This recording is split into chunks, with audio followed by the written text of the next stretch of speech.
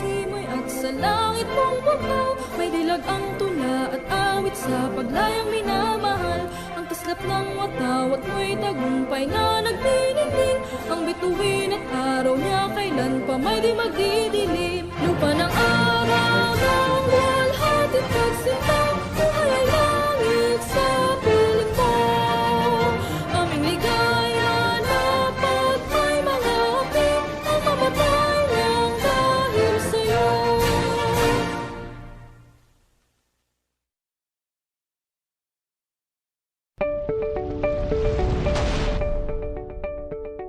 This is AMBS Channel 2, a commercial TV station operating under permit number BSD-0126-2022, valid until the 6th of July 2023. Channel 2 transmitter is located at Diliman, Quezon City.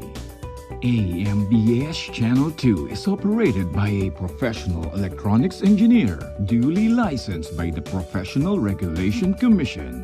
Engineer Erwin D. Senora, PECE number 0001448.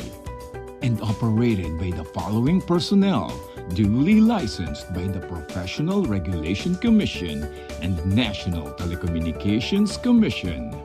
Romel G. Ardenio, ECE number 23097. Kent P. De La Cruz, ECE number 0077750. Simon Matthew S. Santillana, ECE number 79146. Mon Israel U. Bagay, 09-1PCAR-23697. Orlando M. Lagarta, 93-1PNCR-6016. Jose P. Buban, 94-1PV-8960.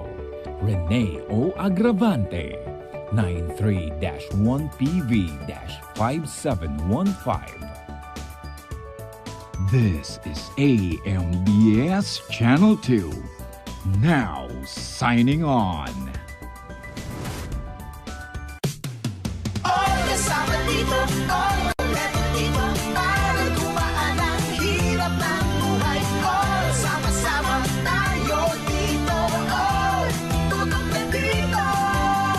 TV, Pilipinas, saya all TV, oras-oras saya all, bawat pamilya, saya all. All TV ang saya, saya all.